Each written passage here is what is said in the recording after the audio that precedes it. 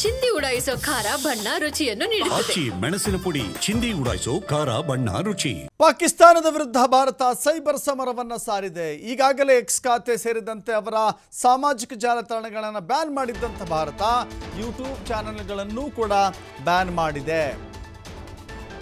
ಪಾಕಿಸ್ತಾನದ ಅಧಿಕೃತ ಸರ್ಕಾರದ ಅಕೌಂಟ್ಗಳನ್ನು ಕೂಡ ಬ್ಯಾನ್ ಮಾಡಿದೆ. ಎಕ್ಸ್ ಅಕೌಂಟ್ಗಳನ್ನು, ಸಾಮಾಜಿಕ ಜಾಲತಾಣಗಳ ಅಕೌಂಟ್ಗಳನ್ನು ಭಾರತದಲ್ಲಿ ಲಭ್ಯವಿರದಂತೆ ನೋಡಿಕೊಳ್ಳಲಾಗಿದೆ. ಇದೀಗ ಯೂಟ್ಯೂಬ್ಗಳ ಸರದಿ.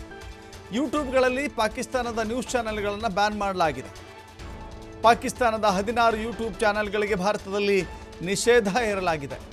ಡಾನ್ ನ್ಯೂಸ್ ಅಂತೆ, ಇರ್ಷಾದ್ ಭಟ್ಟಿ ಅಂತೆ, ಸಮಾ TV, bowl news, Raftaar, the Pakistani reference, Jio news, ಸಮಾ ಸ್ಪೋರ್ಟ್ಸ್, ARY ನ್ಯೂಸ್, GNN ಸೇರಿದಂತೆ ಒಟ್ಟು 16 ಚಾನೆಲ್ಗಳು ಬಂದಾಗಿದ್ದಾವೆ.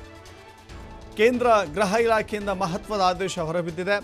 ಸುಳ್ಳು ಸುದ್ದಿ ಹರಡ್ತಾ ಇದ್ದಂಥ ಹಿನ್ನೆಲೆ ಆ ಚಾನೆಲ್ಗಳನ್ನು ಬ್ಯಾನ್ ಮಾಡಲಾಗಿದೆ. ನೋಡ್ತಾ ಇದ್ದೀರಿ, ಒಂದು ಪಟ್ಟಿಯನ್ನು ಕೊಡಲಾಗಿದೆ.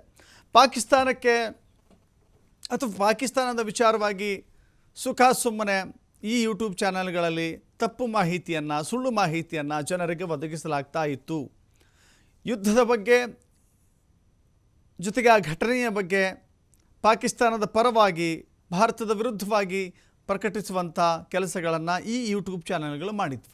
ಸೊ ಹೀಗಾಗಿ ಸುಮ್ಮನೆ ಸಾರ್ವಜನಿಕ ವಲಯದಲ್ಲಿ ತಪ್ಪು ಸಂದೇಶವನ್ನು ರವಾನೆ ಮಾಡಬಾರ್ದು ಎನ್ನುವ ಕಾರಣಕ್ಕಾಗಿ ಭಾರತ ಈ ಎಲ್ಲ ಯೂಟ್ಯೂಬ್ ಚಾನೆಲ್ಗಳಿಗೆ ನಿರ್ಬಂಧ ಹೇರಲಾಗಿದೆ. ಇನ್ನು ಪಾಕಿಸ್ತಾನದಿಂದ ಬರುವಂಥ ಯಾವುದೇ ಮಾಹಿತಿಗಳು ಕೂಡ ಭಾರತಕ್ಕೆ ತಲುಪಬಾರ್ದು. ಯಾಕೆಂತ ಹೇಳಿದರೆ ಪಾಕಿಸ್ತಾನ ತನಗೆ ಬೇಕಾದ ರೀತಿಯಲ್ಲಿ ಸುದ್ದಿಗಳನ್ನು ತಿರುಚಿಕೊಂಡು ಅಥವಾ ಮತ್ತೊಂದು ರೀತಿಯಲ್ಲಿ ಅದನ್ನು ಪ್ರಿಡಿಕ್ಟ್ ಮಾಡಿಕೊಂಡು ಅಭಿಪ್ರಾಯ ಬದಲಾವಣೆಗೆ ಪ್ರಯತ್ನ ಮಾಡುವಂಥ ಕಳ್ಳ ಮಾರ್ಗ ಹಿಡಿದಿತ್ತು.